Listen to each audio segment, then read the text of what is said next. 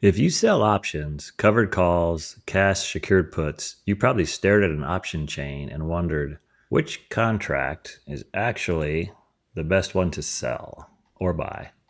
So I decided to build a tool to help, a free option scanner made with Claude code.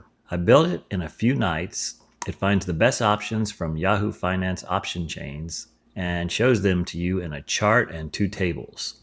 Let me demonstrate. Let's say you have 100 shares of Disney and you're interested in making some extra income on these shares by selling a covered call. You'd like to keep the option for at least a year so you can be taxed at the long-term rate on the premium you collect. It also works for shorter dated options. Let's do the scan and see what it finds. So the spot is the stock's current price shown here and on the chart, this vertical line. It found 3 expirations, and you can select each one here in the drop down, and that will update the chart as well as these tables here. The one it selects first is the expiration that contains the best option, shown in the bottom table, this one. And you can see the next earnings date. Earnings have a big effect on option volatility when they're near. Now let's take a good look at the chart. Each dot on the chart is a call for Disney at this expiration that meets our scan criteria. The bigger green dots are the more attractive options, meaning their volatility is higher than what the other options suggest it should be. This expiration only has one attractive option, but look at this one. It has 4, but none as good as the one in the other expiration. The dashed line is what the option scanner says each strike's implied volatility should be. To be fancy, it's a fitted volatility surface. Again, the green dots are sitting above the line. That means the market is pricing those options richer than their neighbors. More premium for the same amount of risk. Those are the calls to consider selling. The smaller red dots are the opposite, cheaper than they should be. If you're buying calls, you'd be interested in those. Hover over any dot and you get the strike, the expiration, how many percentage points it sits above the surface, the delta, open interest. That's valuable info to help you decide whether to sell it. Also, consider your situation and circumstances. We'll spend a little more time on the chart and then go over the 2 tables. Then we'll talk about what you need to set this up and start using it. It's quick and easy. And lastly, I'll describe how I made it with Claude. Please consider liking and subscribing if you're enjoying this content. All right, back to the chart. It provides a great way to see the attractiveness of all your options for a given expiration. A stock's option chain should form a smooth surface, plotting the implied volatility against the strike. It traces a shape, the volatility smile. Smooth transitions between strikes. Market makers like to keep it that way. The dashed line in the chart is that smooth shape, fit to the chain. When an option's actual IV sits noticeably above the line, something made it more expensive than its neighbors. A stale quote, a thin market, event risk that isn't evenly distributed, or just an inefficiency. That's the option you want to consider first to sell. The color of the dot tells you the gap in percentage points between the actual IV and the fitted surface. We call it IV plus PP. Small gaps under 3 percentage points means the option is uniformly priced and the ranking is mostly just noise. If you can find some with 5 or more points above the line, it could be a genuine signal. Let's scroll down to the 2 tables. The first is the chain view. It shows every option in the expiration selected and the chart drop down above, sorted by strike. It's like reading an option chain from your broker with extra information. The rows are shaded. Green means its IV plus PP is meaningfully above the average for that expiration, like this one. Gray means its price is close to its expected price, and red, which we don't have any red ones, means the price of the option is less than usual. So the shading does the filtering for you. You can see in seconds which strikes have rich premium and which ones are unremarkable. The other shadings in the table are yellow. Yellow bid and ask cells mean the spread is wider than typical for this chain. Spread is the gap between what buyers will pay and sellers will accept. A wide spread means your real execution price may land worse than the mid price suggests. Yellow OI or vol means open interest or today's volume is low, which makes it harder to fill at a good price. Hover over column headers with yellow shaded cells, and it explains what the yellow color means. You can also hover over the IV plus PP column header for a more detailed explanation of it. Let's move down to the top candidates table. The highest ranked options by IV plus PP pulled from every expiration. All chains are shown here. The top table showed me everything for a single expiration sorted by strike, but this table shows me the best 10 regardless of expiration or strike, sorted by IV plus PP. Here's the delta column. Delta is the approximate probability of being assigned at expiration. A delta of 0.30 means roughly a 30% chance the stock closes above your strike at expiration for a covered call. Annual percent is the annualized yield on the premium you'd collect for calls relative to the stock's current price. It's a good measure of how much income you'd make by selling the call, and should usually move in the same direction as the delta. More risk of losing out on underlying gains means more income. For puts, annualized percent is relative to the strike, which is the capital you'd be putting at risk. Annualized percent lets you compare options across different expirations on the same income footing. Let's talk about IV plus PP. This is the key metric to understand. This is wonky, but an important concept to understand when using this tool. PP stands for percentage points, and that is deliberately different from percent. They are not the same thing. Here's why it matters. Implied volatility itself is already a percentage. 45%, 50%, so on. When you talk about the gap between the two of those numbers, you have to be careful. Going from 45% to 48% is plus 3 percentage points. Calling that plus 3% would be wrong. The relative percent change there is more like plus 6.7%. So 2 practical takeaways from that. 1, when you read a plus 5 PP signal in the table or see a green dot floating 5 units above the fitted curve, that's an absolute IV gap. Same unit on every strike and every expiration, which is what makes the ranking comparable across the whole chain. 2, do not confuse IVPP with a return. A plus 5 PP option is not paying you 5%. The annual percent column of the table is your actual annualized yield on the premium collected or paid. That's where you can check on the real return on capital. So PP is the language of volatility difference. Once you've got that distinction, then you'll have a better understanding of the tool. Let's see what other filters we have to play with. If you have an existing option you'd like to roll, you can check this Roll an Existing radio button. Fields appear for your current strike and expiration. I currently have a December 140 Disney call.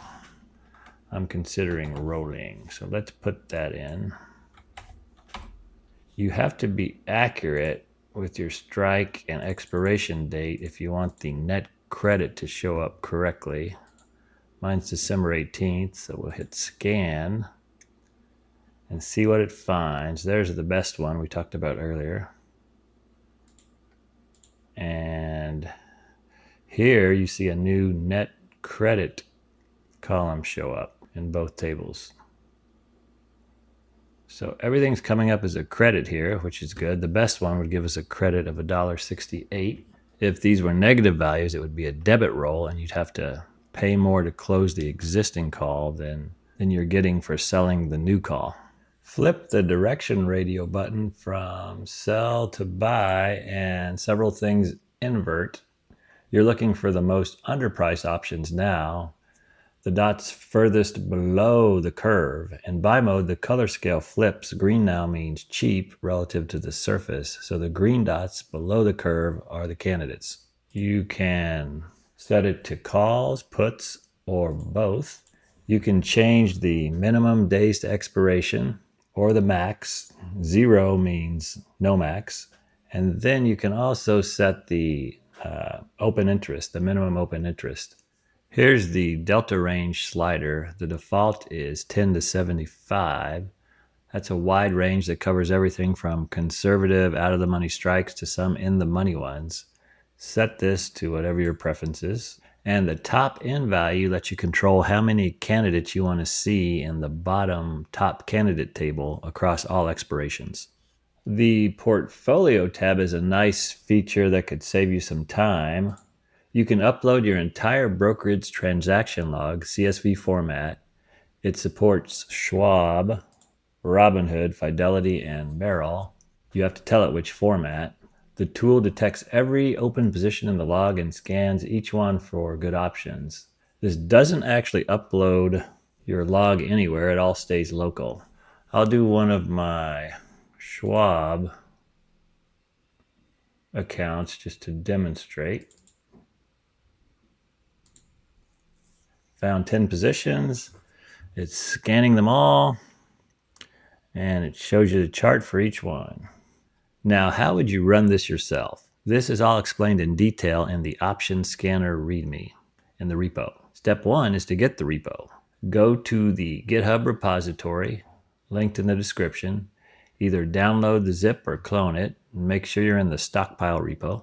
You'll need Git installed if you want to clone it. And step 2 is make sure Python's installed. You'll need Python 3.12 or newer. You can go to python.org, download and run the installer for your platform. Then step 3, this project uses UV, which is a fast Python package manager. One command installs it. On Mac or Linux, do this, and on Windows, do that from PowerShell. Then step 4 is to install the dependencies, and UV does it all. All you have to do is run this command. That installs everything, Yahoo Finance, Streamlit, etc., and takes about 30 seconds the first time. Step 5, start the web app. From the stockpile directory, one command. Let's run it. That opens the app in your browser at localhost port 8501. From here on, you don't need the terminal. Just type in a ticker, hit scan, and have fun.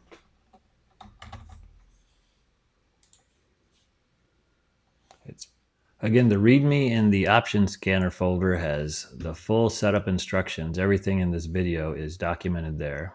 One important thing, if you use the portfolio scanner, everything stays on your machine. It never leaves, and Anthropic never sees it. The only exception is that it reaches out to Yahoo Finance to get quotes.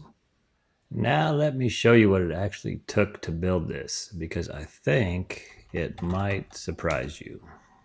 I built 95% of this tool: the scanner, the IV surface model, the roll mode, the portfolio scan, the HTML reports, the Streamlit web UI, and about 20 back and forth messages with Claude code. Here's a sample of what those conversations look like. I asked, thinking of building a tool to look at option chain and help me pick the best option to sell. I want to target leaps for long-term capital gains on premium. Note the earnings date. Claude suggested the UI to use and built it in a few minutes once I confirmed. I asked, how do I run it? Claude told me. Let's add a delta range filter. Let's implement HTML output, buy mode, and short-dated options. How about making a full portfolio scanner from a broker transaction log? We can leverage the code we used for the other tools in this project. Don't stop and ask me anything, just do it. I described what I wanted, Claude built it, I tested it, reviewed, came up with new ideas, asked for changes, a couple more days of polish, and here it is. Claude also helped me tremendously with the YouTube script. Guess who made this slide? It wasn't me. The result is just under 2,000 lines of Python across 10 source files, option chain fetching, IV surface fitting, earnings detection, HTML report generation, portfolio parsing, and the Streamlit app, and several other things. 95% written part-time in a couple of nights. Then some polish this weekend while working on this YouTube episode. I'm going to make a claim here that I can't prove, but I believe is in the right ballpark. This took roughly 1/20th the effort it would have taken BC, before Claude. If I even considered it before, I would have probably given up. Think about what before Claude looks like for a project like this. You'd spend an evening just researching the right library for IV surface fitting, reading documentation, looking at Stack Overflow answers that are 3 years old and half wrong, another evening getting the option chain data in a usable shape, a week on the HTML report, another session on the Streamlit UI. You'd hit walls, debug things that shouldn't be broken, context switch back to the docs to keep them updated, and 100 other things. I didn't do any of that. I described what I wanted. Claude knew what libraries to use, knew the right mathematical approach, wrote the boilerplate, and kept all the context in his head across sessions. My effort was deciding what I wanted, not figuring out how to build it. I did occasionally coach Claude into better refactorings, and he made a few strange decisions about things to display, but easily fixed with iterations. He messed up just enough so I can still feel useful as a developer rather than just an idea man. The bottleneck used to be implementation. Now it's just knowing what to ask and nudging Claude in the right direction. One caveat about the data source. Everything here comes from Yahoo Finance, which is free and requires no account. That's a real advantage for getting started, but Yahoo Finance has limitations. The implied volatility numbers it returns are sometimes stale, especially on thinly traded strikes where the last trade was hours or days ago. The Greeks aren't provided at all. Delta here is calculated from Black-Scholes using Yahoo's IV, which means if the IV is stale, the delta is too. And for leaps specifically, wide bid-ask spreads and low volume means some of the IV readings are noise rather than signals. None of this breaks the tool. It still surfaces real patterns, but you should treat the output as a starting point for further research, not a trading signal on its own. Always verify the bid-ask spread on your broker before acting on anything. Stale IV also tends to show up as a single dot far from its neighbors with no obvious reason. If something looks too good to be true on the chart, it usually is. A natural future enhancement would be plugging in a better data source, like the Schwab Developer API, free for account holders, that returns full option chains with real-time quotes and proper Greeks. That would make this significantly more accurate, especially for the IV surface fitting, and that's on my to-do list. And the fine print. This tool is free, open source software provided as is with no warranty of any kind. There's no guarantee of accuracy, completeness, or fitness for any purpose. Nothing this tool produces should be interpreted as a guarantee of any trading outcome. This is not financial advice. Option trading involves substantial risk of loss and is not right for every investor. Do your own research before acting on anything this scanner surfaces. The author is not responsible for any losses or other damages from using this software. That's it. Hope you find the option scanner useful. Please leave a comment, good or bad. Let me know how you're using it or how I could make it better. Take a look at my previous 2 episodes about other tools in this repo. They should have popped up a few seconds ago.